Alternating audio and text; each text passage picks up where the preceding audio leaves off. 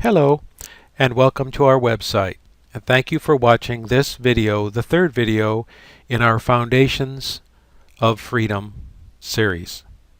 In this video we will talk about status, rights, and privileges and relate those back to the previous two videos. The first one where we talked about equality, the second one where we talked about freedom and sovereignty.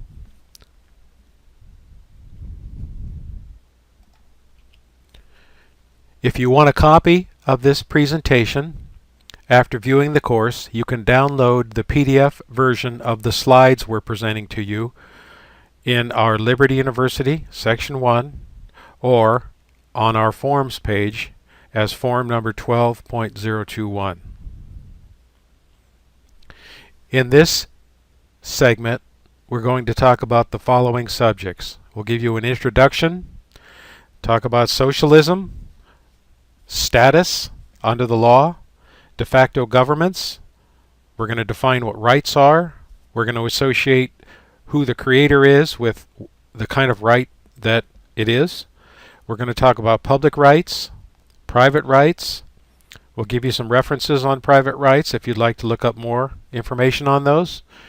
We'll describe the federal war on private rights, how corrupted governments unlawfully convert private rights into public rights, and summary and conclusions. And here is a dedication to this segment. The ideal tyranny is that which is ignorantly self-administered by its victims. The most perfect slaves are, therefore, those which blissfully and unawarely enslave themselves, usually because of their own legal ignorance. Dresden, James. So, let's begin. Introduction. In order to have rights, we must know what they are. If you don't know what your rights are, then you don't have any, and people are going to walk all over you, and especially in court. There are two types of rights, public and private. Who created the right determines the type of right being exercised. Rights described in but not created by the Constitution are private and unalienable. In fact, those rights come from God and are created by God. They're simply recognized by the Constitution but not created by the Constitution. Therefore, God is the owner of those rights because He created those, because He created you. Rights created by statute, also called privileges, are public and revocable franchises, and they're always created by governments rather than constitutions or God. So these are what we call artificial rights.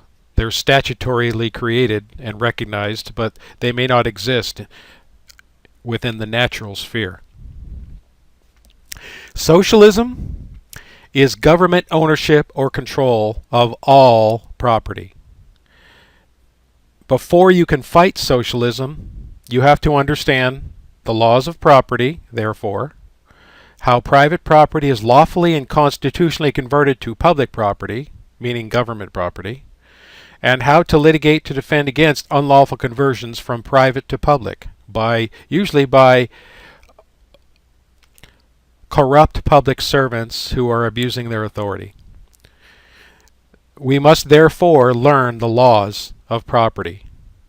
I'm sure you've heard it said, a fool and his property are soon separated. If you don't know the laws of property, you are such a fool, or you will be made into such a fool by greedy and covetous public servants.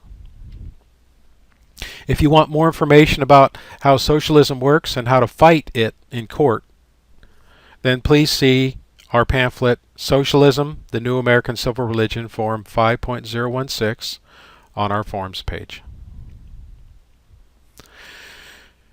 A closely related matter to rights is status. All statuses under the civil law are a public office, a public right, and what the courts call publici juris. A civil status is property of the government creator or grantor. They, that is the government, have a right to regulate the use of their property. Examples of status include taxpayer under the tax code, driver under the vehicle code, spouse under the family code, person, citizen, or resident under the civil law, statutory law. Status under civil or franchise law is equivalent to person under contract law.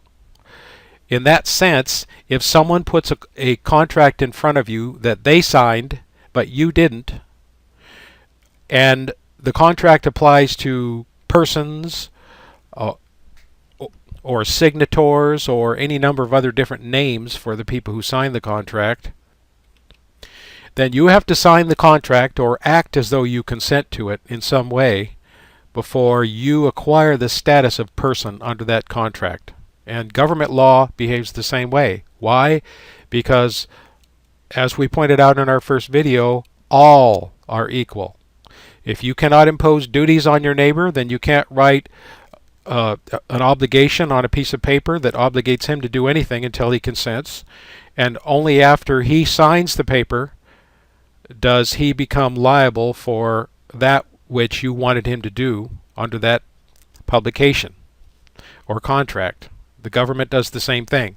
Only what they do is they publish their proposed contracts in what's called the Federal Register to give notice to you that of the conduct that makes you basically a consenting party to the contract or franchise.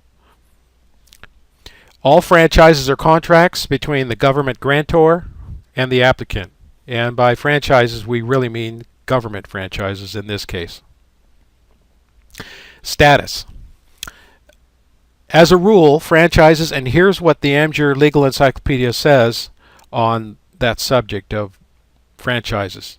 As a rule, franchises spring from contracts between the sovereign power and private citizens, made upon valuable considerations for the purposes of individual advantage as well as public benefit. And thus, a franchise partakes of a double nature and character. So far as it affects or concerns the public, it is publici juris and is subject to governmental control. The legislature may prescribe the manner of granting it, to whom it may be granted, the conditions and terms under which it may be held, and the duty of the grantee to the public in exercising it, and may also provide for its forfeiture upon the failure of a grantee to perform that duty. But when granted, it becomes the property of the grantee and is a private right subject only to the governmental control growing out of its other nature as publici juris. An example would be a driver's license. A driver's license is property of the government grantor. When you go in and apply for a license, you're really asking to receive that property, and you're asking for temporary custody of the property. And while that property is in your possession, you have what they call here the duties associated with possessing it, meaning you have to drive the car in a certain way. You have to obey the vehicle code. You're not allowed to speed. You're not allowed to ram other people or run people over, and so on. Those are the duties associated with the temporary use and custody of the license itself, which is property of the state that is loaned to you. And it can be basically suspended or revoked, in which case it has to be returned to the grantor of the franchise. In which case the privileges associated with using it can no longer be exercised. You cannot invoke or use a, quote, status, unquote, under the civil or franchise law or pursue a, quote, benefit, unquote, associated with the status without being subject to the civil law or franchise that created that status.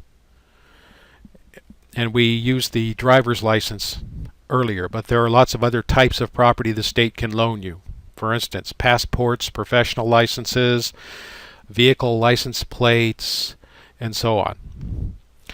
Pursuing the acquisition of a specific civil status by filling out a government application is the method of effectively consenting to the civil law or franchise that created the status. As we said earlier, if you go into the DMV and you apply for a license, meaning you ask for temporary custody of the state's property, which is the physical card that the license represents, then you indirectly are asking or consenting to all the obligations that are associated with the use of that property. And here is what we mean by that. Maxims of law and biblical proverbs which implement this concept. The rich rules over the poor, and the borrower is servant to the government lender. Proverbs 22:7. And here's some maxims of law from Bouvier's Maxims of Law. He who receives the benefit should also bear the disadvantage, and he who derives the benefit from a thing, meaning property, ought to feel the disadvantages attending it. So, and the implication is that if you accept that property, whatever it is, and you use it in the way that it is intended to be used, then you accept the obligations that go with that loan of property. Now, let's take a license, for instance. If you ask for a driver's license, you apply for one so you can receive temporary custody and become basically a custodian over government property, then you accept the obligations of the vehicle code. You're presumed to accept the obligations of the vehicle code. However, there's a caveat. Even if you're in possession of that card, that thing, you may operate in a way that doesn't use that thing. For instance, a person who has a driver license is only allowed to use that license when they're using the public roadways for hire. If a person instead is simply having fun or doing their private activities, and they're not basically acting as a taxi driver on the roadways or hauling freight for hire for somebody else, then technically they're not using the public roadways for a commercial gain, and therefore they're not subject to regulation. And because they're not subject to regulation, they cannot use the license or the license number in connection with that activity, which means they cannot really, technically, they should take the license plate off the car, and they should not use the driver license, and they should put not for hire, meaning off duty. The same thing would happen with, for instance, a police officer. A police officer may have a badge and he may have a gun, but he isn't allowed to use either. And he isn't allowed to exercise the authority of an officer unless he's on duty. And whether he's on duty is determined by his choice and his consent. Nobody can force him to be on duty, and he could quit, and he could turn in his badge, just like you could decide not to be a driver anymore, and you could turn in the driver's license, or you could decide that you're not using the public roadways for hire, and perhaps you may have acquired a license plate or a driver's license, but you don't use them at all, and do not travel as a driver or using a motor vehicle, or because that's what a driver is. A driver is someone who is using the public roadways for hire. And that's what a motor vehicle is too. It's somebody who's commercially using the public roadways for hire. And most people who have and who use licenses technically are not allowed to use those licenses for the purposes that they're using them. However, that usually unnecessarily grants jurisdiction where the government technically doesn't have any. And most people are not smart enough to recognize those distinctions. Moving on. Government theft by status abuse. All franchises are implemented as a subset of the civil law and have domicile on the territory of the government grantor as a prerequisite. A de facto government is one that imputes a status to you that you do not have or do not consent to as a way to steal from you. For instance, they presume that you're a taxpayer even though you aren't, or they presume that you're a citizen even though you don't consent to be one and would rather be a transient foreigner or a non-resident. A de facto government also waives the domicile prerequisite to participation either by not putting it in the law or by waiving it as a matter of policy. In that sense, they act exclusively by private contract, because you have to have domicile as a prerequisite to all the civil law they enforce, or they're not a government. And they're just simply no different than a McDonald's franchise or Walmart franchise, because those franchises also operate entirely and exclusively by contract because they don't own the land that people are on, other than their own facilities.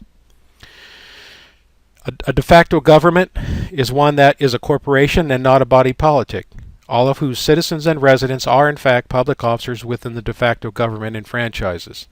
We talked earlier about the driver's license.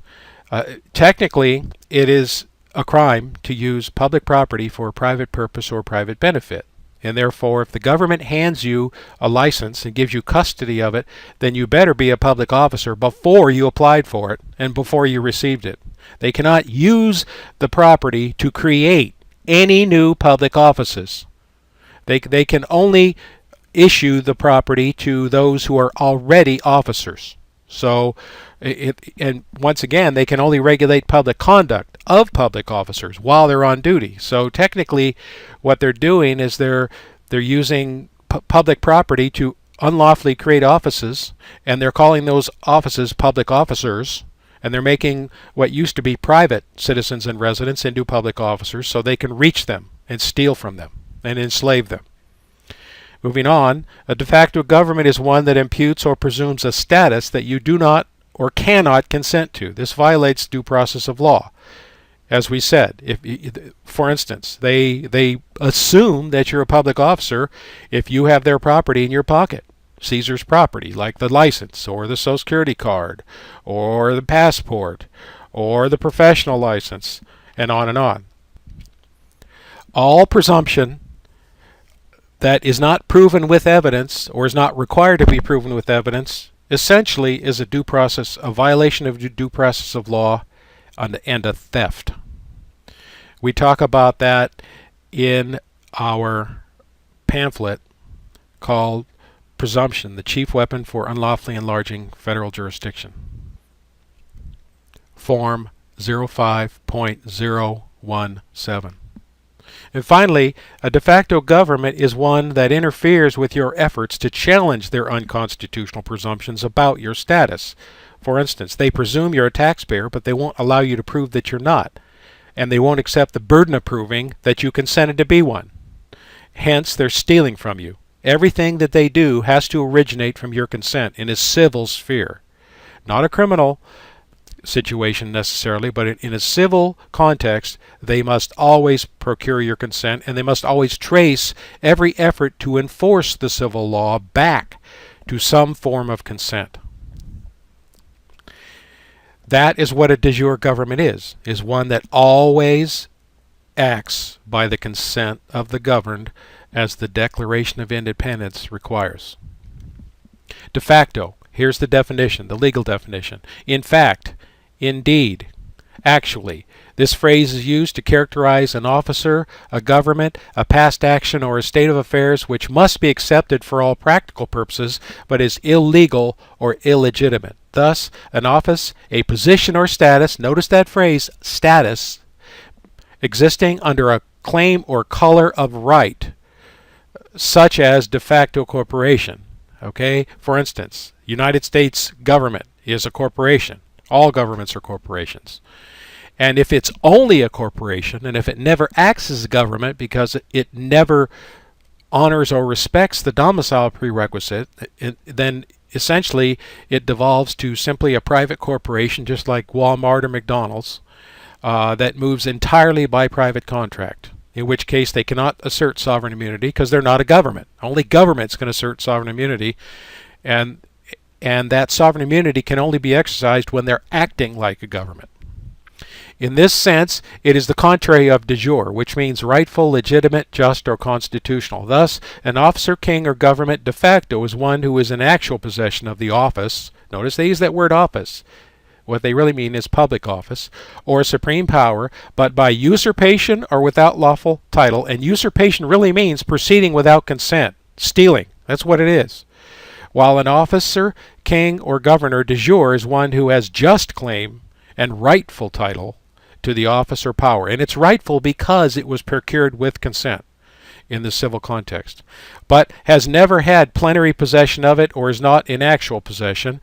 A wife de facto is one whose marriage is voidable by decree, as distinguished from a wife de jure or lawful wife, but the term is also frequently used independently of any distinction from de jure. Thus, a blockade de facto is a blockade which is actually maintained, as distinguished from a mere paper blockade. Black's Law Dictionary, 6th edition, page 416. Notice the following phrases within the definition of de facto. Quote, such as a de facto corporation, unquote. That's what we have, folks. Our government, our so-called government, is really just a private corporation that ignores the domicile prerequisite and moves entirely by private law and contract, and presumes that everybody's a public officer called a citizen, resident, or inhabitant. And notice it says a position or status. That status is your status as a public officer franchisee in the de facto government, which office was illegally created and maintained. And that illegal status that you have is called person in the Internal Revenue Code, and it's defined in section 6671B and 7343 as an officer or a partnership or employee, meaning statutory employee, meaning public officer of the national government. Okay, and by partnership they mean somebody who has a contract with that government. So you either have to have a contract with them, or you have to be exercising an office in order to be a person. And most people aren't doing either. Only by false or fraudulent presumption are they associated with that status of person. And that is a violation of due process, as we pointed out earlier, and it's also theft. Theft by presumption. Rights. So let's move on to rights. What is a right? And this is Black's Law Dictionary again. As a noun, and taken in an abstract sense, means justice, ethical correctness, or consonance with the rules of law or the principles of morals. In this signification, it answers to one meaning of the Latin jus, and serves to indicate in the abstract, considered as the foundation of all rights, the complex of underlying moral principles which impart the character of justice to all positive law, or give it ethical content. And by the way, justice, that term justice there, refers to your right to be left alone. So when they say the character of justice, in other words, it protects your right to be left alone. And your right to be left alone starts with your right to exclude everyone else, including all governments and all public servants, from using or benefiting from the use of your private property, starting with yourself and your body and your labor. As a noun, and taken in a concrete sense, a power, privilege, faculty, or demand, notice they use the word privilege, that's a franchise term, inherent in one person and incident upon another. When they say incident upon another, that's where the right to control other people who are using that property comes from, that we talked about earlier in the definition of property. Rights are defined generally as powers of free action, and the primal rights pertaining to men are enjoyed by human beings purely as such, being grounded in personality and existing antecedentally to the recognition by positive law. But leaving the abstract moral sphere and giving the term a juristic content, a right is well defined as a capacity residing in one man of controlling, with the assent and assistance of the state, the actions of others. As an adjective, the term right means just, morally correct, consonant with ethical principles or rules of positive law. It is the opposite of wrong, unjust, or illegal. A power, privilege, or immunity granted under a constitution, statutes, or decisional laws, or claimed as a result of long usage. In a narrower signification, an interest or title in an object of property, a just and legal claim to hold, use, or enjoy it, or to convey or donate it as he may please. A legally enforceable claim of one person against another, that the other shall do a given act or shall not do a given act. Restatement of the law of property. That which one person ought to have or receive from another, it being withheld from him or not in his possession. In this sense, right has the force of possession. And that possession they're talking about is just like property. You can, because rights are property. Rights are simply one of many different types of property. In this sense, a right has the force of a claim and is properly expressed by the Latin jus. Okay, so the important thing is that by possessing a right, you have there's a corresponding duty on the part of some other person with the assistance of the state, to enforce that duty upon that other person. And that's where rights to property come in, as we talked about earlier. If somebody hands you a license, a driver license, and that license is state property before they give it to you, and it continues to be state property after they give it to you, and they simply loan it to you, then as long as you possess that property, they have a claim to your obedience and allegiance and to basically the traffic code that regulates the use of that property, being the driver license. Moving on. The creator of a right is the owner. The creator of a right is always the owner of the right. And here's an example from one court in 1896. We are of the opinion that a statute of a state granting the powers and privileges, notice that word privilege, that means franchise, to corporations are a type of franchise, must, in the absence of plain indications to the contrary, be held to apply only to corporations created by the state over which it has the power of visitation and control. Notice that phrase, created by the state. Corporations created by the state. They can only control what they create. They didn't create you, and that's why they can't control you, and that's why they can't regulate private rights. And that's why they also have to fool you into volunteering for an office in the government before they can regulate your conduct, because you have to become public before they can regulate you. They have to do it through the device of an office. They have to create an office. They have to fool you into volunteering for the office, such as driver or spouse or taxpayer. And once you volunteer, then they enforce the obligations of the office upon you, because you're surety for the office after you volunteer. And the Bible says you're not allowed to become surety, so you should never volunteer. Moving on, it says the legislature in such cases is dealing with its own creations. There goes that word again. Whose rights and obligations it may limit, define, and control. To the same effect are Catlin versus Trustees, blah, blah, blah. So basically, whoever creates the right owns the right. And anybody that possesses that property, because all rights are property, is the servant of the lender of the right. And the lender is the person who created it. So for instance, God created the earth. He owns the earth. As a matter of fact, the Bible says the heaven and the earth are the Lord's. Okay, so if God owns the earth and the heavens, then he owns everybody on it. And we're just temporary trustees over that property. And while we're here, we have to operate under the trust indenture that manages that property, which is the Bible. The government does the same thing. They create a constitution, or actually the people get together and create a constitution, and the constitution creates a government. So because the people created the constitution and the constitution created the government, then the government works for the people because they're exercising rights granted or created by the people. Likewise, after the government is created, in the exercise of those delegated authorities, it can create things like other franchises, like corporations, like offices, like franchises. And when they create corporations, offices, or franchises, they have the right to control the people that exercise them. Because, as we said, they can only govern that which they create, and they didn't create you. Moving on, any right appearing in a government enactment is presumed to be created by the government grantor. Hence, they own the right and all those who benefit from or exercise the right. The presumption of government ownership is rebuttable if the source of the right can be traced to the Constitution itself. Notice one other thing, and that is the Constitution itself does not create any rights. The Bill of Rights, the first 10 amendments to the Constitution, do not create rights. They recognize rights.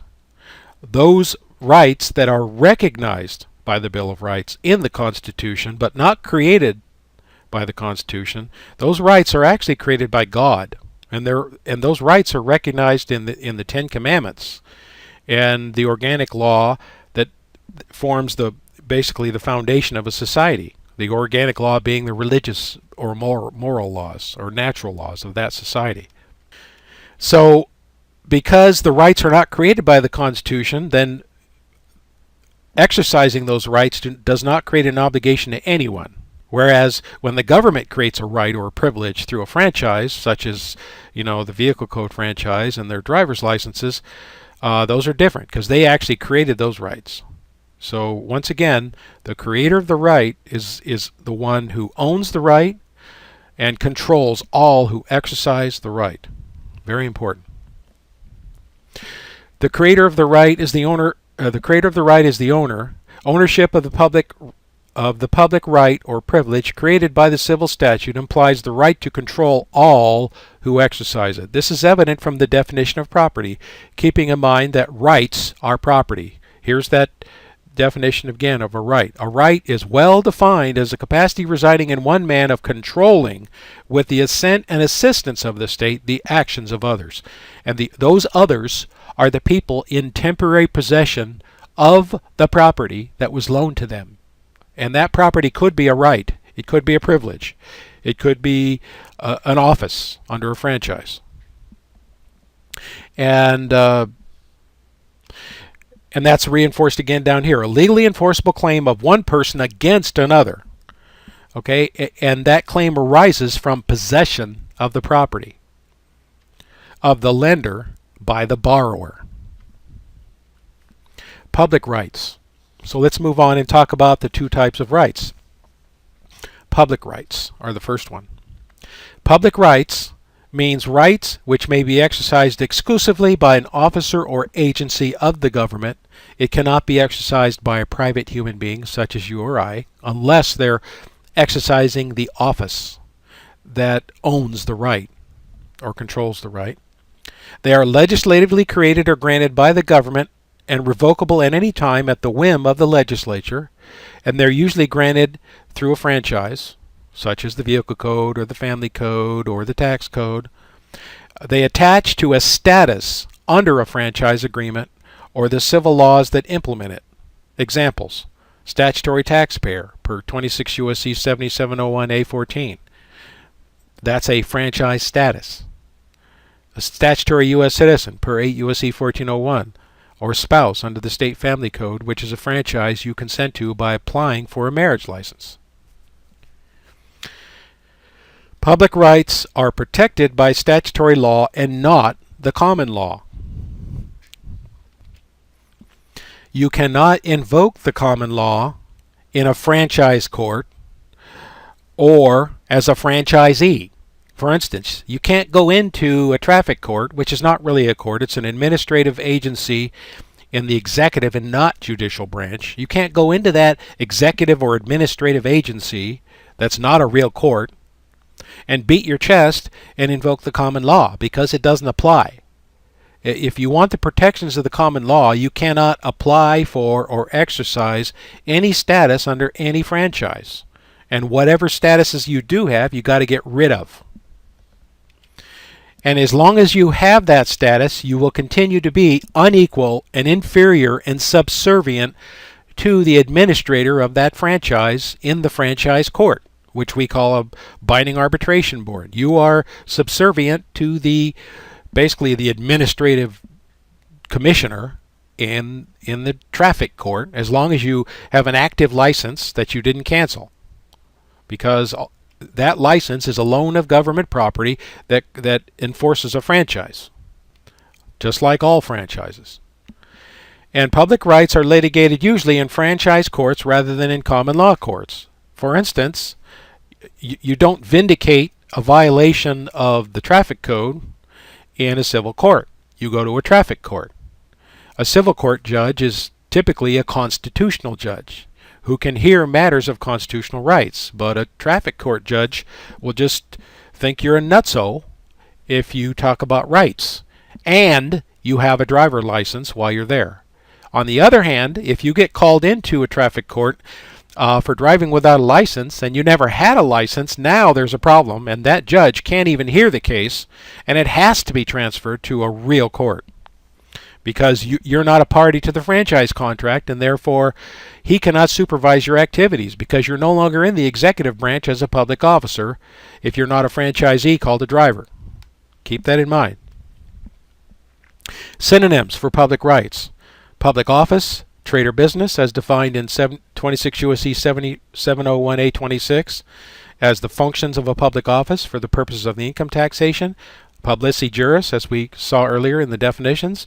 Privilege, excise taxable privilege, congressionally created right, license, Social Security number or taxpayer identification number, which are both a de facto license to represent a public office in the de facto government. So the number itself, when you put it on a government form, is invoking the privileges and rights of an office called taxpayer.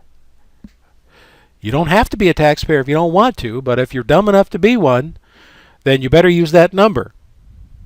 Nobody can force you to use that number, especially if you're a private human being. Private rights, on the other hand, private rights mean natural rights possessed by human beings, trusts, or entities acting as other than public officers or franchisees within the government, and they're granted by God and are irrevocable and unalienable. By granted, we mean created. Since God created them, then He is the owner of those rights, and He lends them to us while we're temporarily here, and we become His public officers while we're in possession of that property and those rights that He created and gave to us. Private rights are recognized but not created by the Constitution. They are not connected with or shared with the organization or administration of the government, and they attach to land protected by the Constitution of the United States. Okay, so that makes them very different from public rights. Do you remember what we said about what public rights attach to? Public rights always attach to a status. Okay? Private rights always attach to land that you're standing on. Completely different thing. Okay, you cannot exercise a public right without having the status that has that right. For instance, you cannot exercise, an authority or a remedy provided under the Internal Revenue Code without being a taxpayer. And you're not required to be a taxpayer. Technically, you aren't allowed to be a taxpayer if you're a private human being that's not in the government already. Okay, likewise, private rights attach to land protected by the Constitution of the United States of America. So as long as you're standing on land that's protected by the Constitution, then those rights apply to you, and the only way that they wouldn't apply is if you consented to become a franchisee, and then you divorced yourself from the protections of the Constitution, and now consent essentially to be regulated by the content of the franchise agreement itself, which could be the vehicle code or the family code or whatever. And private rights are protected by the common law and not statutory law. You cannot go into, for instance, if you get pulled over for driving without a license, and you are not a public officer, so you can't get a license, and you're not domiciled on federal territory, so you're not eligible for a license anyway, and they take you into traffic court, which is the wrong court because it's a franchise court, and you say, no, I don't enter any plea, Mr. Judge, because I cannot enter a plea without impersonating a public officer called a driver. And if you think I should have a license, then this case has to be transferred to a real court because I demand a jury trial. And by the way, Your Honor, where's my jury box? Because the state constitution says the right of trial by jury is inviolable to all, and there's no jury box in here. So this obviously isn't a constitutional court, and I didn't consent to hear anything that affects my rights in anything other than a constitutional court. I never consented to become unequal. So you're going to have to transfer this downtown to the real civil court, constitutional court, with a real constitutional judge. And if you don't, you're committing a crime. And you're conspiring with me to commit a crime of impersonating a public officer called a driver. Now, are you going to do it or not, Your Honor? Moving on. Why statutory civil law is law for government and not private persons, Form 5.037 proves that statutory civil law doesn't apply to private human beings. It only applies to public officers in the government, and you have to volunteer to become a public officer, whether that public officer is called a citizen or a resident or an inhabitant or a driver or a spouse or a taxpayer or any number of other things. You have to become one of those things because, as we said, franchise rights, meaning public rights, attach to what? They attach to your status, not to the land. Common law and natural law attach to the land. Public rights and franchises attach to a status, always. Private rights defined. Private rights are not subject to legislative or statutory or administrative control by the government unless their exercise injures the equal rights of other parties. And the only remedy that can be provided for such an injury is the criminal law, and that remedy comes after the injury, not before. The criminal law cannot act in a preventive way. It can only act in a corrective way after the injury. And there has to be a real flesh and blood other person who's been injured. And by person we mean a constitutional person, not a statutory person. Remember, all civil law is for public officers in the government, and therefore a person under the civil law is always a public officer, whereas a person under the Constitution is always a flesh and blood human being and not a public officer. Totally different context. Private rights are litigated usually in common law courts and not franchise courts.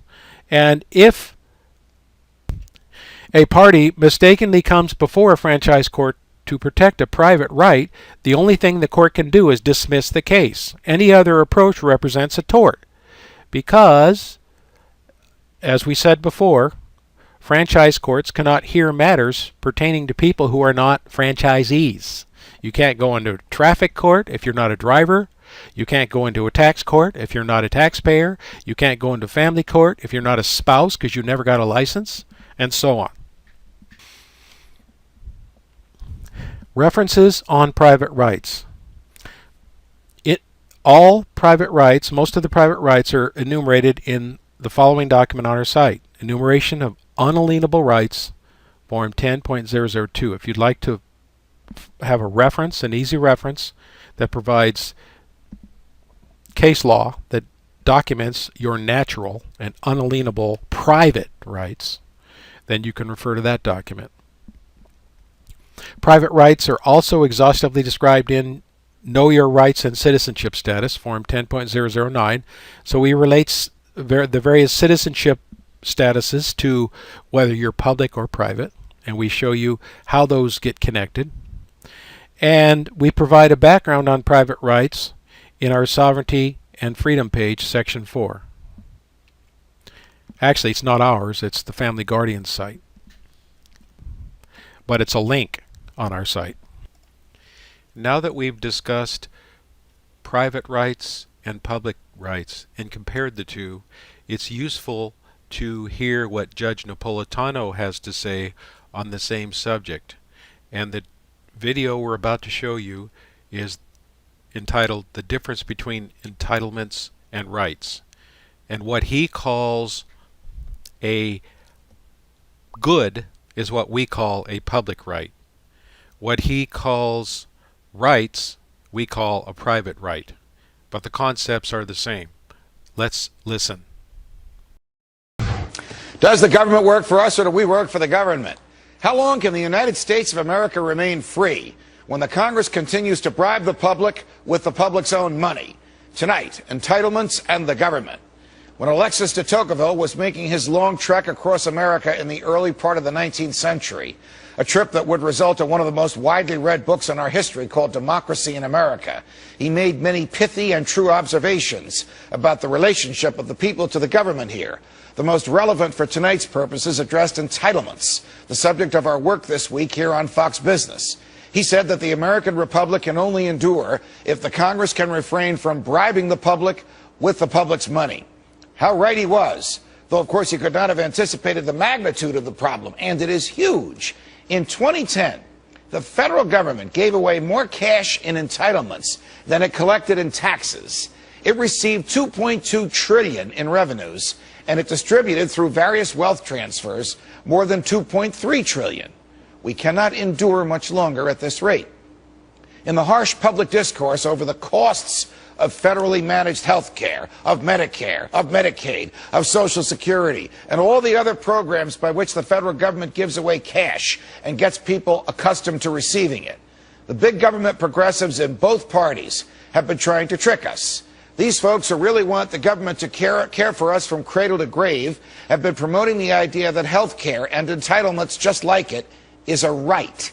In promoting that false premise, they have succeeded in moving the debate from whether the feds should micromanage health care, pay for Medicare, compel the states to pay for Medicaid, and fund Social Security, to how the feds should do so.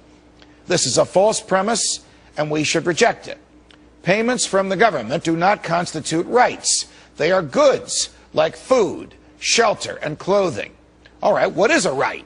A right is a gift from God that extends from our humanity. Thinkers from St. Thomas Aquinas to Thomas Jefferson, from the Reverend Dr. Martin Luther King Jr. to Pope John Paul II, have all argued that our rights are a natural part of our humanity. We own our own bodies, thus we own the gifts that emanate from our bodies. So our right to life, our right to develop our personalities, a right to think as we wish, to say what we think, to publish what we say, a right to worship or not to worship, our right to travel, our right to defend ourselves, our right to use our own property as we see fit, our right to due process, which is fairness from the government, and our right to be left alone are all inalienable gifts with which we were endowed by our Creator. The government doesn't give them to us, and the government doesn't pay for them, and the government can't take them away unless a neutral jury finds that we have violated someone else's rights. Okay, what is a good? A good is something we want or need. In a sense, it is the opposite of a right. We have our rights from birth, but we need our parents when we are children and ourselves as adults to purchase the goods we require for existence. So food is a good, shelter is a good, clothing is a good, education is a good, and access to health care. Does the government give us goods? Well, sometimes it takes money from some of us and gives that money to others. You can call that taxation, you can call it theft, but you cannot call it a right. A right stems from our humanity. A good is something you acquire or someone else acquires for you. Now, when you look at entitlements for what they are, when you look at the United States Constitution, when you look at the history of human freedom, when you accept the American value of the primacy of the individual over the force of the government, it becomes apparent that those who claim that they have a right to entitlements from the government simply want a permanent form of government welfare and then claimed that they are owed this. Now, when I make an argument like this to my big government friends, they come back at me with this. Well, if the government doesn't provide health care for Junior who is poor, or even for Grandma who is rich, they'll just go to hospitals and we'll end up paying for them anyway. Well, why should that be? We don't let people steal food from a supermarket or an apartment from a landlord or clothing from a local shop. Why do we let them get health care from a hospital without paying for it? Well, my big government friends argue that's charity and the government should be charitable. I say they're wrong again. It is impossible to be charitable with someone else's money. Charity comes from your heart, not from the government spending your money. When we pay our taxes to the government and it gives that money away, that's not charity, that's welfare.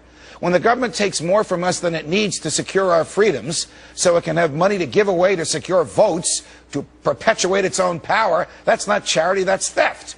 And when the government forces hospitals and physicians to provide free health care to those who can't or won't pay for it themselves, that's not charity, that's slavery. That's why we have constitutional chaos now, because the government steals and enslaves, and we outlawed that a long time ago. Jefferson, the father of small government, and Hamilton, the father of big central government, rarely agreed on anything in public, but they did agree on this. If the public treasury becomes a public trough, the people will send to Congress those who will promise to steal the most for them.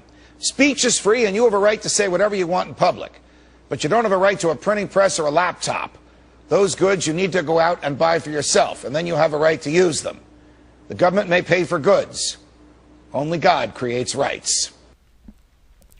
The ability to regulate or tax the use of private property is repugnant to the Constitution. Here's what the Supreme Court said on this subject. A body politic, as aptly defined in the preamble of the Constitution of Massachusetts, is a social compact. There's that social contract thing again, or social compact, and all compacts are contracts, aren't they? And all contracts require your consent. by which the whole people covenants with each citizen, and each citizen with the whole people. And by whole people, they can't mean everybody, because not everybody's a party to the compact, can they? So what they really mean is the rest of the people who consented to the compact, meaning the existing citizens and residents. Those who are not citizens or residents because they're transient foreigners or non-residents are not within the definition of, quote, whole people, unquote. Moving on, that all shall be governed by certain laws for the common good.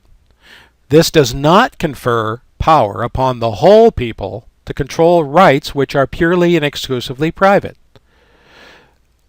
In other words, the people who are part of the club called government, who joined the club by identifying themselves as citizens and residents on government forms, those people are what they're referring to here as whole people, and that group of people cannot impose duties upon private property, because private property is anything not connected to people who are citizens or residents, meaning not the property of non-residents, for instance. So they cannot regulate.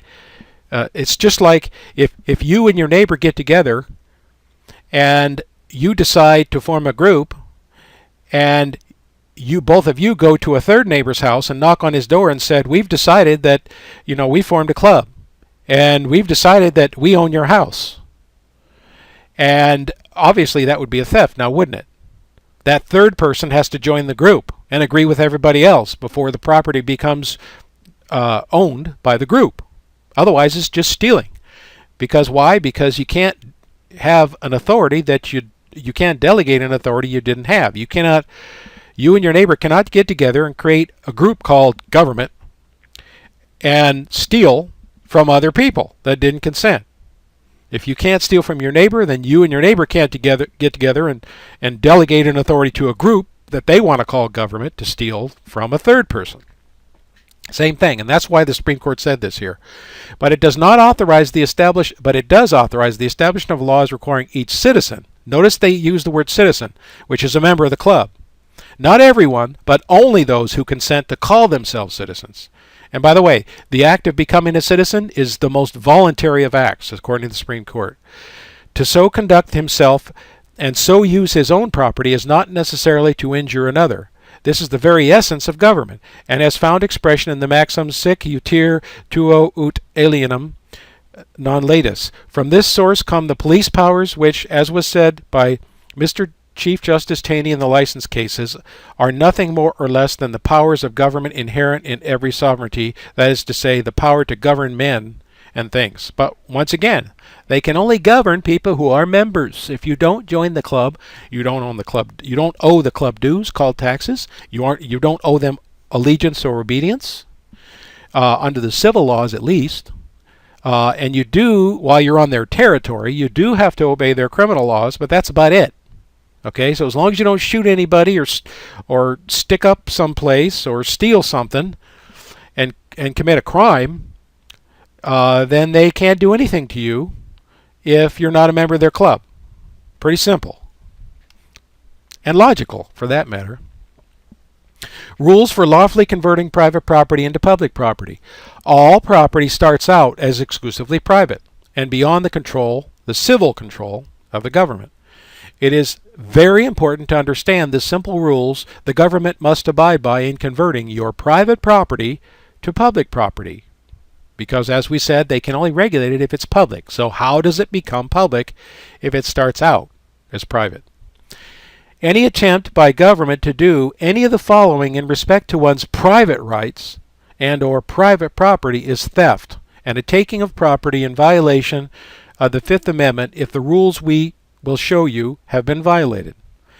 They assert a right to regulate the use of private property. They assert a right to convert the character of the property from private to public, or they assert a right to tax said property. Why? Because what does a tax do? A tax converts private property into public property, which is a theft, isn't it? It's called conversion. It's a violation of 18 U.S.C. 654. It's converting private to public without the consent of the owner. It's just a polite way of saying they're stealing. There's no difference between that and holding a gun in your back. And as we said, all are equal. So a government can have no more authority to take money from you than your neighbor has. Unless you contracted with your neighbor for him to, protect your house and your property, then you don't owe your neighbor anything, and so you can't owe the government either. And they've got to give you a choice about what services that you pay for and which ones you don't. They can't just, steal whatever they want or as much as they want. Supreme Court rules for lawfully converting private property into public property. Extremely important. Okay, look at these rules. They're very simple. Budd versus People of State of New York, 1892. Men are endowed by their Creator with certain unalienable rights: life, liberty, and the pursuit of happiness. And remember, we said pursuit of happiness means the right to own property. And to secure, not grant or create these rights, governments are instituted. Okay, notice that phrase there, not grant or create.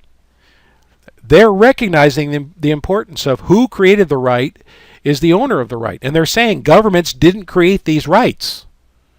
Okay, so they must be talking about natural rights or God-given rights, recognized in the Declaration of Independence, because if they were talking about franchises, they create all those rights, and so they own all those rights. So they're not talking about those here. So these are natural rights they're talking about here, under natural law. That property which a man has honestly acquired, he retains full control of, subject to these limitations. And there are only 3 limitations. Remember these. Number 1, first, that he shall not use it, that is the property, to his neighbor's injury. And that does not mean that he must use it for his neighbor's benefit, e.g. Social Security, Medicare, and every other benefit. So in other words, you can't hurt anybody with it, but you're not required to benefit them with it. Why? Because it's not your property unless you control it, and you don't control it unless you can deny other people of the benefit of it, right? So they can't force you to benefit somebody else, or you don't own it. That's the whole point of having property to begin with. And number 2, second, that if he devotes it to a public use, he gives the public the right to control that use. And by donating it to public use, an example would be associating formerly private property with a public identifying number, such as a Social Security number. If you associate public property with private property, you cannot use public property for a private benefit, and therefore a conversion has to occur of one of the 2 pieces of property. Either the number has to convert to private property, or the private property has to transmute some portion of it to public property, because it can't be both. It can't be Dr. Jekyll and Mr. Hyde. It's one or the other. And so associating with a government number is what they would say, if they were honest and sincere, is one of the methods for donating formerly private property to a public use, because it creates a public interest. Because that number attaches public rights and an office, because you can't use that number, which is property of the government, without obeying the rules of the franchise. And number 3, third, that whenever the public needs require, the public may take it upon the payment of due compensation. And that would be the 5th Amendment, takings clause, eminent domain. If they want to take your property without your consent, they have to reimburse you for it, and they have to give you the fair market value. Okay? So those are the rules, and we're going to tabulate those and discuss them at length here to make sure you completely understand them. So let's go to the next page. So here's a summary of those rules. Okay, there's 5 instances here. We broke them all down. Okay, and we have a column over here for whether consent is required. So we identify when they have to get your consent and when they don't, under all the 5 instances that the court mentioned. Okay, there are 3 items in the court's list, but we broke them down. Okay, the number 1, the owner of the property justly enjoys full and exclusive use and control of the property. This right includes the right to exclude government uses or ownership of said property, and requires consent of the owner, and the answer is yes. Okay, so in that condition, you would be the absolute owner of the property. Okay, there's only two types of ownership: absolute and qualified. Okay, absolute means you have total, complete, exclusive use and control over the property, and qualified means you share it with somebody else. Okay. Number 2, He may not use the property to injure the equal rights of his neighbor. For instance, when you murder someone, the government can take your liberty and labor from you by putting you in jail, or your life from you by instituting the death penalty against you. Both your life and your labor are property. Therefore, the basis for the taking was violation of the equal rights of a fellow sovereign neighbor. Okay? And do they require your consent in that case? And the answer is no. If you murdered somebody, you're going to jail, whether you consent or not, and you could be electrocuted or executed. And there's, lots of people do it, or lots of governments do it, and it's perfectly just. As a matter of fact, it's perfectly biblical too, because the Ten Commandments say that, if you kill a man, then you got to be put to death. Okay? Thou shalt not kill. And if you look at the Mosaic laws, you'll see that the penalty for killing is to be killed. Number 3. He cannot be compelled or required to use it to benefit his neighbor. That means he cannot be compelled to donate the property to any franchise that would benefit his neighbor, such as Social Security, Medicare, income tax, etc. Okay? And so we go over to this column, requires consent, and the answer is yes. So in other words, they can't force you to donate your property to a public use or to provide a benefit to the public, or anything, because if you're the absolute owner, then you have the right to exclude all others, meaning you have the right to exclude even the government from benefiting or using or taxing the property, because you're the absolute owner, not the qualified owner. Number 4, if he donates it to a public use, he gives the public the right to control that use, and that required your consent too, because it was a donation, and all donations must be voluntary or they're thefts. And number 5, whenever the public needs require, the public may take it without his consent upon payment of due compensation, e.g. eminent domain. So if they take your house because they want to build a freeway, they got to pay you the fair market value before they doze it. And that did not require your consent, but it did require an equal exchange of money.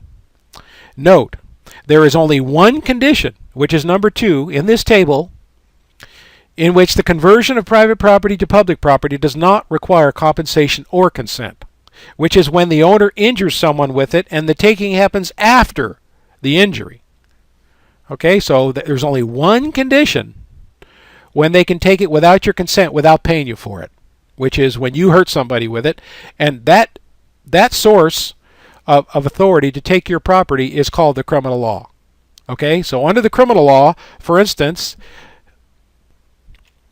if they catch you growing marijuana or drugs of any kind, and those drugs are hurting other people, then they find out that you're selling these drugs or growing these drugs, they'll come in and raid your house, and they'll take all your weed or all your meth lab components and walk off with them. Why? Because you're using that property to hurt other people, and they'll confiscate them. And in some cases, they not only will confiscate the paraphernalia, they'll confiscate the house it was in, because that's called drug forfeiture laws. So, but once again, a crime, the predicate is that a crime has to be committed before those types of confiscations or thefts can occur. So, moving on, taxpayer require your consent, Form 5.002 on our forms page. And answer number 2, only by volunteering to assume the status of a franchisee, e.g. taxpayer, citizen, spouse, driver, etc., absent duress or coercion of any kind, can the government regulate the use of exclusively private property. In this way, you donate your private property to a public use, public purpose, and a public office. And if there was any duress applied to force you to volunteer, then the regulation becomes a form of theft. For instance, if you go in and apply for one franchise, lots of times they try to hook you into every other franchise in the world. If you go into the DMV and they'll say, well, you got to have a Social Security number, or you got to have a taxpayer identification number, and we won't issue a license without it. Now, you could approach that, and once they do that, now you're associating your formerly private activities to a public office, because you can't use that number without being a public officer. You can't use public property, meaning the number and the license. It's a de facto license to represent a public office. You cannot use that number in association with your private activities. So the activities instantly become public. So in other words, they are basically accepting your employment application as if you will go in and apply for a driver's license, and you're a full-time employee, whether you want to be or not. How's that for theft? On the other hand, if you've been studying our materials, you know that it's illegal to use or apply for a Social Security number or a taxpayer identification number as a private person, and you also know that you don't want a license anyway. Now, do you? So if you're forced to go in there because they said you had to apply for one because they gave you a ticket for not having one, and you go in there and apply for one, and you tell them, I don't have a number, I don't consent to use a number, and it's a crime to use a number, and you have just told me that I can't get a license without it, so would you please sign this certificate of disqualification indicating that I came in to ask for a license and you said you couldn't give me one. I didn't really want one anyway. All I wanted to be was disqualified. And I just want to have legal evidence to show to the officer that I'm not qualified to either have or use a license, because I'm not a public officer and I don't consent to be one, and I can't elect myself into an office by applying for or using a number, a Social Security number. That's a crime.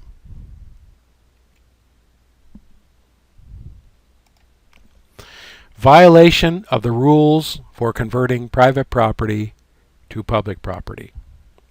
A theft of property has occurred on behalf of the government if it attempts to do any of the following: circumvents any of the above rules that we just discussed, any of those 5 rules, tries to blur, confuse, or obfuscate the distinction between private property and public property, refuses to identify exactly which of the 5 mechanisms identified in the preceding table was employed in each specific case where it asserts a right to regulate the use of private property, or asserts a right to convert the character of the property from private to public, or asserts a right to tax what you thought was private property. So they have to show you which of those 5 rules they're using. And we'll give you a hint. The only one they can pick, if you don't consent, is the one that requires them to pay you. Now, wouldn't you like to be paid every time they want to enforce? I would. Is your ignorance of the law and the rules for converting property causing you to unknowingly donate property to the government and make it public property? Or to condone and further government theft?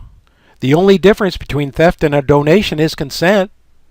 Do you know they need your consent? Because if you do, now they're thieves, if you can prove that requirement. And is your ignorance of the law aiding and abetting conspiracies by public servants to deceive you about what the law permits or requires and deprive you of constitutional rights? You might want to think about that.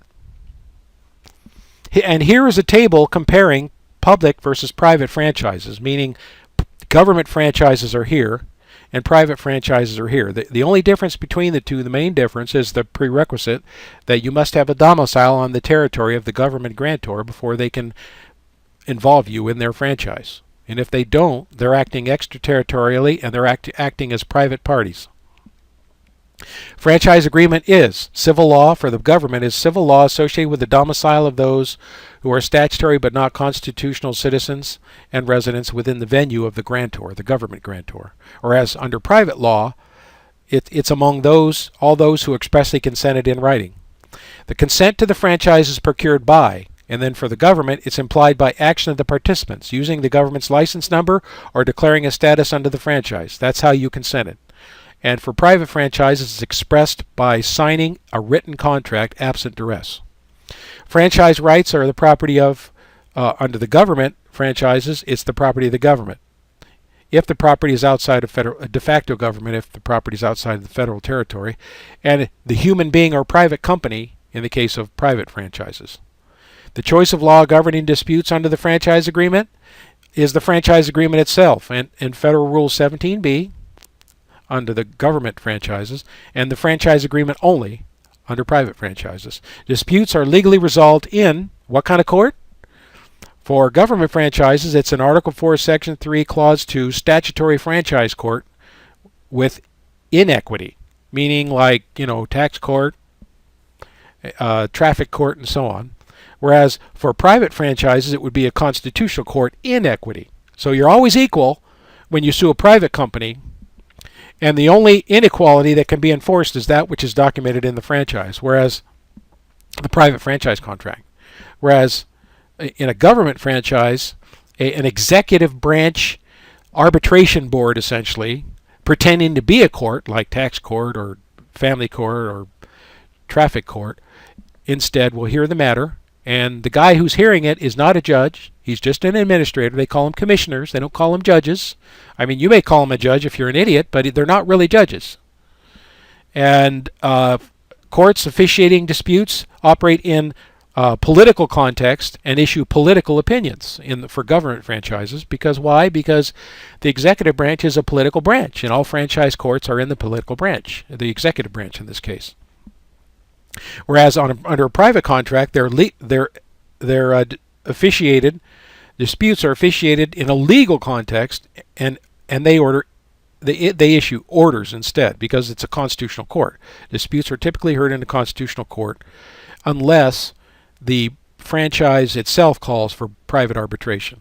The parties to the contract are public officers within the government grantor of the franchise in the case of government franchises on the left here. Whereas under private franchises, they maintain their status as private parties and not public officers. So you don't have to be a person or a citizen or a resident to litigate a private dispute under a private franchise contract. And you can do it under the common law in a common law court, but you can't do it for a government franchise. It's always in a franchise court. And finally, domicile of the franchise participants. For government franchises, it's always federal territory, and see these authorities. 26 U.S.C. 7701A39 and 7408D. Those two provisions of the Internal Revenue Code govern choice of law for the Internal Revenue franchise, the income tax franchise, which is a public officer franchise. And for private franchise, the domicile of the franchise participants is wherever the parties declare it or express it in the franchise itself. The federal war on private rights. Since the founding of this country, a concerted effort has been underway by corrupted politicians to undermine the protection of private rights, to unlawfully convert private rights into public rights, and to turn a de jure government into a de facto government, and thus a private, for-profit federal corporation in which all citizens and states are really just statutory employees or officers of the corporation. The following pages will break down each of the above three elements into their component parts.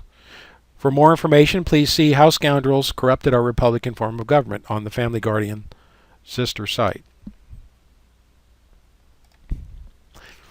So the first one we had was how corrupted governments undermine the protection of private rights. They refused to hear litigation that would address the dividing line between the public and the private. In other words, they don't want to talk about how the conversion occurred because they know they're stealing and they want to protect their right to steal. So they're going to protect all the people that are doing the stealing by not talking about the fact that they're violating the law. That's called obstruction of justice. Judges do it all the time, especially in franchise courts.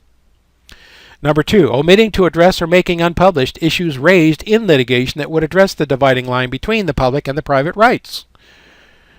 So in other words, they're going to censor any evidence that enters the record. They'll try to interfere with your efforts to introduce evidence proving that they stole from you, that you never consented to convert it from private to public. They'll strike pleadings from the record. They'll strike evidence. They'll grant motions in limine by the government to suppress the evidence. They may even seal the record so nobody can read it because they know they're thieves and liars and crooks and counterfeiters and baby killers and the whole bit. Drug pushers and so on. They'll refuse to issue a government ID to those who refuse to associate themselves with franchise statuses, domicile on federal territory, or government identifying numbers. And we show this in why domicile and becoming a taxpayer require your consent, Form 05.002, Section 14.4. Okay, we prove that the government basically turns government ID, like driver's licenses or state ID or resident ID cards or passports, they try to turn those IDs into a method of converting your status, essentially identity theft. They use IDs as a means of identity theft to make you into a public officer whether you know it or not, and oftentimes without your consent. It's very important to attach something to those applications to make sure that your identity isn't laundered so you become an involuntary public officer in the de facto government. They may also refuse to recognize or protect private rights, thus compelling people to pursue a franchise status to have any remedy at all. In other words, they'll say, well, we're not going to hear any disputes under the common law, and the only thing we're going to let you talk about is what's in the statutes, even though we know you're not subject to them. And that way, by availing yourself of the privileges or benefits, you're basically consenting to become a public officer. So in other words, you're screwed unless you volunteer to work for me for free, full-time, 24/7, and donate whatever we want out of the revenues that arise from those activities, because we own you. They may also refuse to provide forms or procedures for use by other persons other than franchisees. For instance, they may, on their tax withholding forms, but they may deny you the ability to have a status other than a public officer. Like on the W-8 form, Block 3, the only block they have for anything like a person is an individual. Well, human beings are not individuals unless they're public officers. So you have to add your own box in there. And if you add your own box, sometimes they'll interfere with making that form accurate by adding that box. In other words, they'll compel you to commit perjury because the form is signed under penalty of perjury. They may also refuse to provide remedies or assistance to persons other than franchisees. This is a violation of the requirement for equal protection of the laws. And they may ignore responsive correspondence to all tax collection notices, thus forcing the target of illegal tax enforcement to become the target for criminal levies and liens and the violation of rights they represent. They may also cause those who insist that they are private parties not acting as public officers or franchisees to be called frivolous. They may call you frivolous because you say you're not a taxpayer or a driver or a spouse under the family code. Or to be subject to an unconstitutional bill of attainder through administrative penalties. Remember, they can only penalize people who are franchisees. If you're not a franchisee, then they're essentially exercising eminent domain, which is a conversion of private property to public property without the consent of the owner, without compensation. Or they may compel you to be identified as a domestic terrorist. They may say you're a terrorist because you, God forbid, you want to be equal to them. Even though the Constitution requires equal protection, equal treatment, even though the foundation of the government and the Constitution is equality and equal treatment, they may call you a terrorist or a psycho because you insist on being equal. Figure that one out. Or they may try to subject you to psychological evaluation for being crazy, a wacko, because you expect them to do their job, the only job they were created to do, which is protect private rights by preventing them from being converted to public rights. Hello? And corrupting constitutional courts. They may try to corrupt the constitutional courts by replacing Article 3 constitutional courts with Article 4 legislative franchise courts. We talk about that in What Happened to Justice, Form 6.012. They may try to force those who administer constitutional courts to have a criminal financial conflict of interest by, for instance, making judges statutory taxpayers. This started in 1938 with O'Malley versus Woodrow, 301 U.S. 277. See also United States versus Hatter, Lucas versus Earl. So in other words, Congress starting in 1938 made judges taxpayers. And do you think any judge that's beholden to IRS extortion can ever execute a fair, just ruling and be objective if he knows he could be destroyed because the IRS doesn't like his ruling? Hello? That's called a criminal conflict of interest. And it's documented in 18 U.S.C. 208. Every judge that hears a tax matter who's a taxpayer is a criminal. And that's why he shouldn't be allowed to decide. The jury is the only one that can decide, and even those people on the jury cannot be taxpayers, or they have a financial conflict of interest. And especially if the U.S. attorney gets up in front of the jury and says, this man is a leech. He won't pay his fair share, and all of you are going to have to pick up his bill. What do you think about that? And by the way, they do it all the time. And that's a crime. When they do that tactic, the courtroom becomes the scene of a crime, and the criminal is the U.S. attorney if he pulls that card.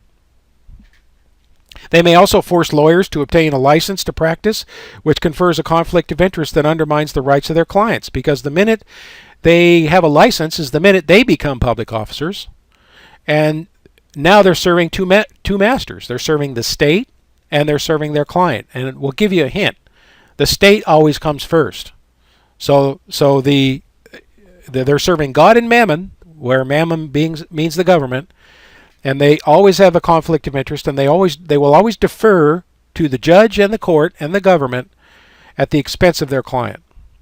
And that's why it's probably not a good idea to ever hire a lawyer if you can avoid it. And we talk about this in Unlicensed Practices of Law, Form 5.029. They may also, in order to corrupt and undermine the protection of private rights, they may also unlawfully enforce federal franchises within states of the Union. They're not allowed to do it. The U.S. Supreme Court said so in the license tax cases. They said Congress cannot create a trade or business in a state in order to tax it. Well, what is the tax on that the IRS enforces now? We'll give you a hint. It's called a trade or business. Hello? The tax is on the very thing that the Supreme Court said in the license tax cases that they couldn't create in a state. And that's why the definitions, even to this day in the Internal Revenue Code in Section 7700, in a geographical sense, do not include any state of the Union, and because they can't. And the only way they have around that little game, that slight little problem, that definition problem, is to play with the word includes. And when they do that, they're violating due process and stealing by presumption. We talk about that in the meaning of includes and including in one of our other pamphlets.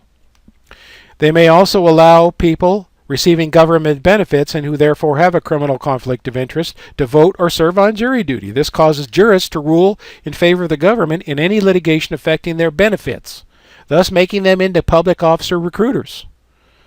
It's like we said earlier, if the U.S. attorney is in front of the jury and he says, this man is a moocher, he's receiving the benefits, quote unquote, of being here, and yet he refused to pay his, quote, fair share. And that, ladies and gentlemen on the jury, is why all of you are going to have to pay what he doesn't want to pay. Now, what do you think about that? Hang him. And by the way, that's not new. I mean, that's what the Pharisees did to Jesus. They accused him of being a taxpayer too. So some things never change, do they? Now, on this subject, the Bible says, the king establishes the land by justice, but he who receives bribes, that is government benefits, overthrows it. So technically, they aren't allowed to, the judge or the juries are not allowed to be taxpayers if they're hearing a case on taxpayers.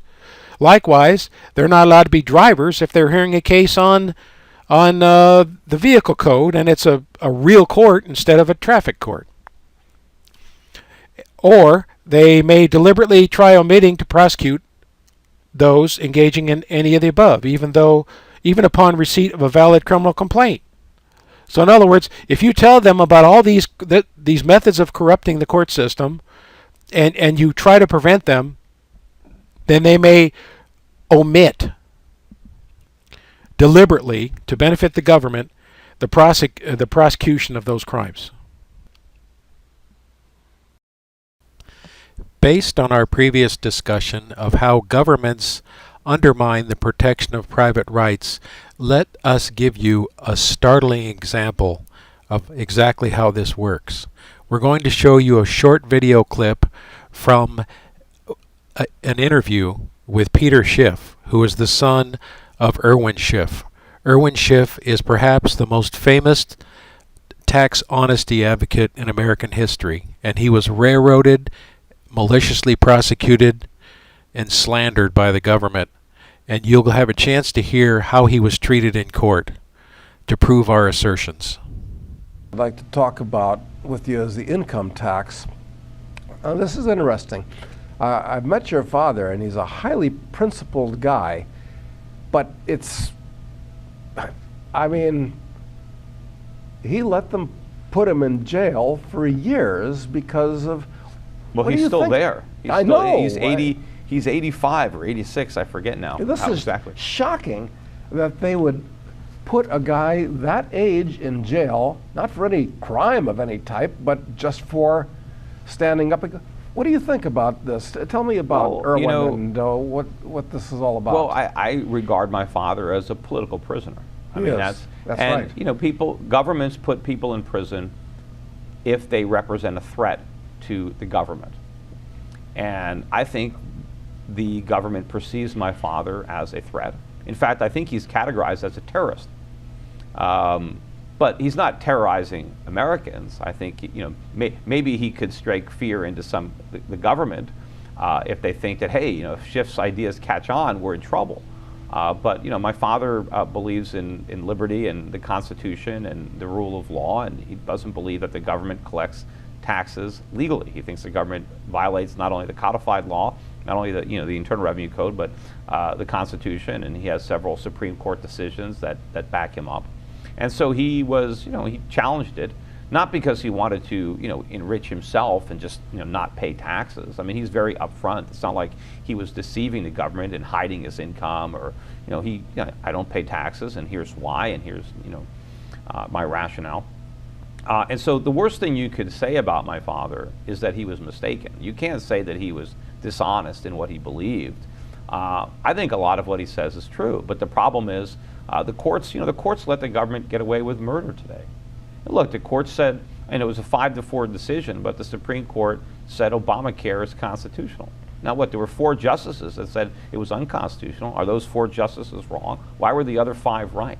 You know, I thought it was unconstitutional. I still think it's unconstitutional. I don't care, you know, what, you know, these judges that were pressured by politics, because one of the guys, changed his mind like at the last second just because of political pressure. So, you know, I think that, you know, my father's, a lot of what he says is true about the income tax. But certainly, even if you don't look at the legal aspects of it, you can look at the economic aspects of it, and it's been a very destructive tax. It continues to be a destructive tax. It's probably the most destructive tax that we have. We'd be much better off as a nation if we abolished it. But it is, but you know, the point that you made is an excellent one, Peter.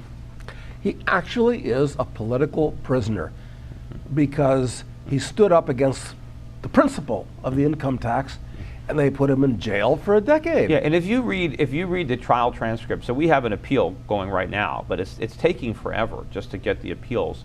But the judge, basically in this case, was, you know, I believe he was instructed to orchestrate a conviction. They stacked the jury. They put a bunch of Social Security and welfare recipients on the jury, and they basically say, if you acquit this guy, you're not going to get your Social Security checks anymore because nobody will pay income taxes. They don't let my father put on a case. They wouldn't let him introduce any evidence. They wouldn't let him put witnesses on. They wouldn't let him, every time he wanted to do something, no, you can't call that witness, you can't call this, you can't do this. So he really wasn't able to defend himself. He didn't have a lawyer at the time, but, you know, and he could barely hear, you know, because he didn't have his hearing aid. And so part of it, he got like a year for contempt because, you know, in addition to his like 12-year or 13-year sentence. But, you know, the government doesn't really even prove their case. They put in no evidence. In fact, you know, when my father puts, you know, there's a, you know, IRS agent on the stand, and my father would say, okay, here's my tax return that you said is false. What, you know, what's false about it? And the government would object, and the judge would, and so my father couldn't even ask the agents. Nobody testified what was false about my father's returns. All they said is he had income and he didn't pay his taxes, therefore he's guilty. You know, but they wouldn't let him examine anybody. They wouldn't let him. There were people that, you know, lawyers or judges or people that, you know, believed him.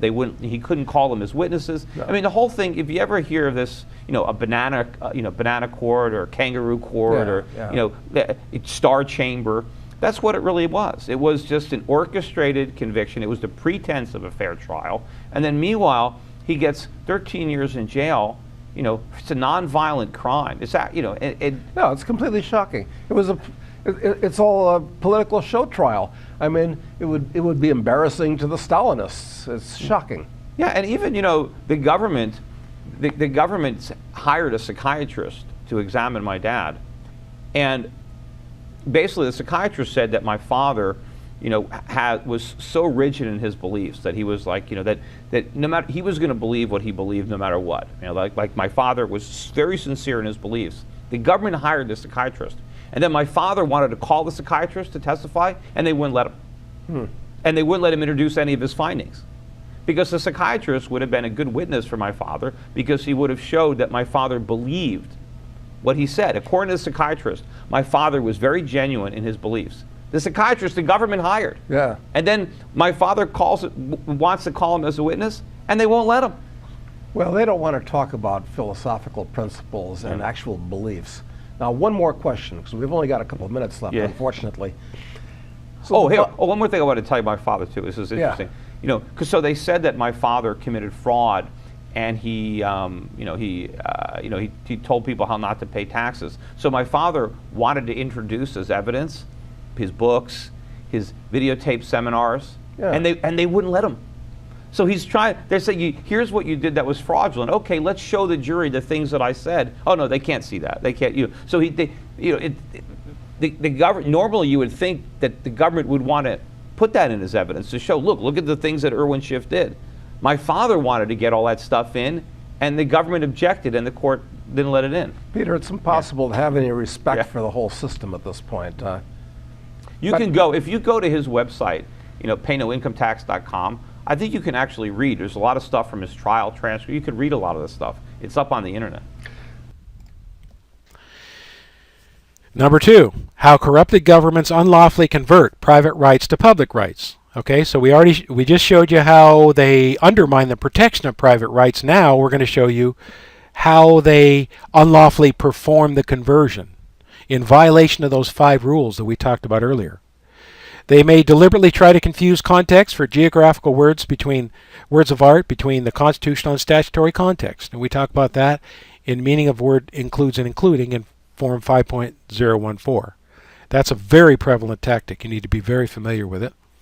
They may also try to abuse words of arts, such as includes and including, to unlawfully enlarge the statutory definitions of terms to include essentially private property, even though it can't. And we talk about that again in the same pamphlet, meaning of the words includes and including, Form 5.014. And they may try to abuse presumption. They may assume that you're a taxpayer or a driver or a spouse. They may refuse to meet the burden of proof, of proving that you consented to acquire those statuses or that you could lawfully consent. Most of the time you can't even lawfully consent, even if you want those statuses. They may try to encourage private companies to illegally compel the use of government identifying numbers for commercial transactions of private people. This is a conspiracy against rights, and we have a form for that. Why it is illegal for me to request or use a taxpayer identification number, Form 04.206. You can apply that to any case where they demand a Social Security number when one is not required. A crime is being committed in that case. And the idiots that are insisting on these numbers are basically relying on essentially propaganda from some government worker who probably isn't even using their real name and probably can't produce a statute that mandates the use of the number. And even if they could produce a statute, the statute probably doesn't pertain to you anyway because you're not a quote person or a franchisee or a contractor of the government. They may also encourage the filing of knowingly false and fraudulent information returns, W-2, 1099, 1098, 1042S, and so on. That is probably the most prevalent of all method for converting private property to public property, unlawfully and without the consent of the owner, I might add. Because those information returns can only be filed in connection with a, quote, trade or business, unquote. And trade or business is then defined as the functions of a public office. So if you're not lawfully engaged in a public office and you're not a citizen, resident, taxpayer, inhabitant, and so on, and you're a non-resident, then you can't acquire any of those statuses. You can't even be an individual, especially if you don't want to do business with anybody in the government. Then you can't be an individual. And it's a crime to impersonate a public officer, so it's a crime to be an individual. And therefore they can't file those information returns. And those information returns essentially are being used as what we call election devices. They're electing you into public office without even your knowledge in many cases. And that's a crime. And the resulting revenue flows that occurs because of that crime furthers another crime, that is, bribe to procure a public office. You're bribing the government to treat you as a public officer now if you have any withholdings documented on that information return.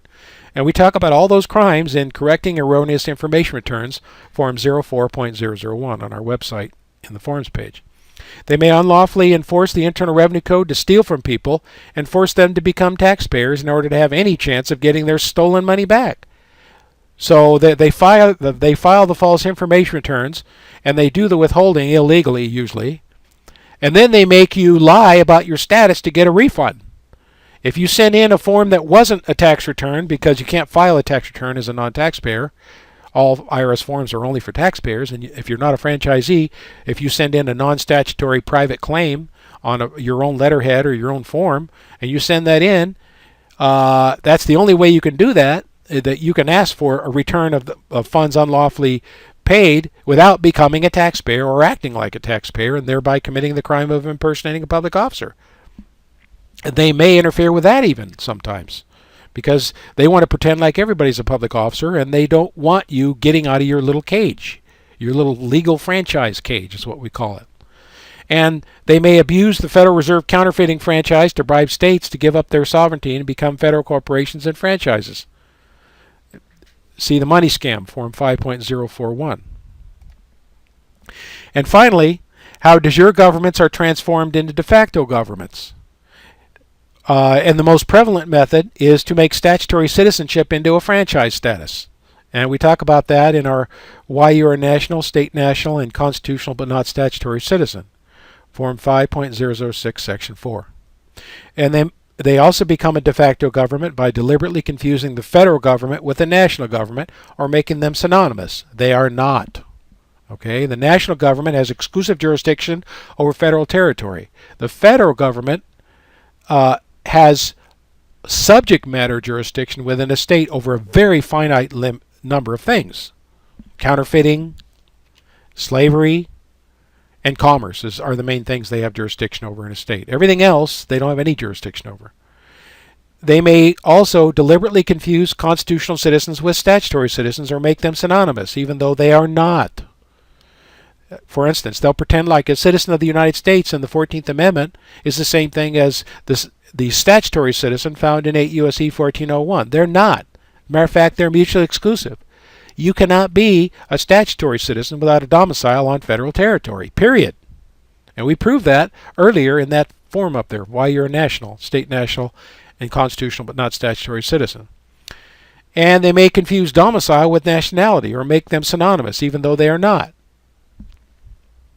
You cannot have any status under the civil law without a domicile in the exclusive jurisdiction of the granting government, whereas you can be a national without a domicile on the territory of that government. And if you are a national, meaning a constitutional citizen under the 14th Amendment, then you would be a statutory alien. So you can be an alien, a statutory alien, and a constitutional citizen at the same time. That's what most Americans are in states of the Union, if they were born there or are domiciled there. Other ways of transforming de jure governments into de facto governments. Making statutory citizenship mandatory for those serving on jury duty or registering to vote. For instance, if you get a jury summons, they're going to ask if you're a U.S. citizen, but they won't define which one they mean. They won't define whether it's a political citizen or a statutory citizen. And by political, we mean constitutional citizen. And if you go up there and you ask them, they're going to mumble and say, "Oh, you're one of those, freedom wackos." And really the only wacko is the jury foreman, the jury commissioner, who doesn't understand the distinction and who doesn't even want to listen to the distinction, because he'd have to admit he's a criminal because he's recruiting public officers without their knowledge. He's laundering their identities. He's engaging in massive identity theft if he converts them into statutory citizens. And another way that they convert de jure governments into de facto governments is to break down the separation of powers between the states and the national government. And we show how that's done in Government Conspiracy to Destroy the Separation of Powers, Form 5.023 on our Forms page. And for further details, we show all the methods for becoming de facto governments in De Facto Government Scam Form 5.043 on our website, forms page. Summary and conclusions. If you want to be free and protect your sovereignty, then you have to retain a private status and private property. You cannot pursue any privilege, public status, public benefit, or public right in the context of your interactions with any government, and you cannot associate public property, such as government identifying numbers, with your private property without converting that property to public property and committing a fraud. Private property and private rights are, in respect to civil statutory law, foreign, non-resident, defensible only in the common law and equity and not statutory law.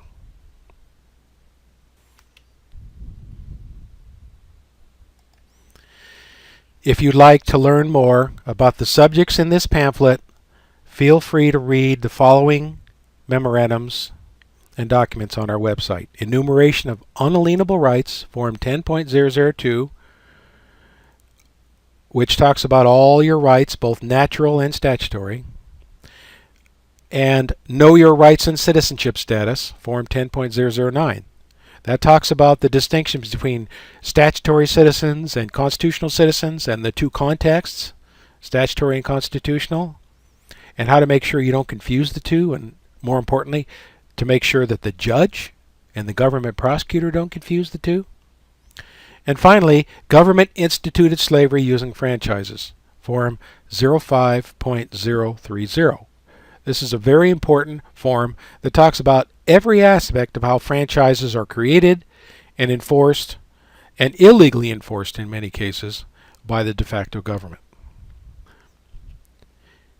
This concludes our presentation. We hope you've enjoyed it. Thanks for watching.